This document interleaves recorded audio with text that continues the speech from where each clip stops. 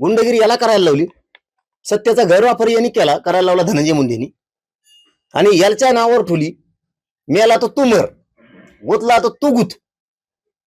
ही डाव यांनी साधला आणि आमच्या सुखी संसार चाललेला संतोष भाईचा खून आणि बळी यांनी घेतला. आणि संतोष भाई सगळं कुटुंब उघड्यावर वाऱ्यावर पडले, संकटातून चाललंय ते कुटुंब. याला पैशाचा नाद दिसतोय धनंजय मुंड्याला, यांनी माया जमून ठेवली त्याच्या नावावर.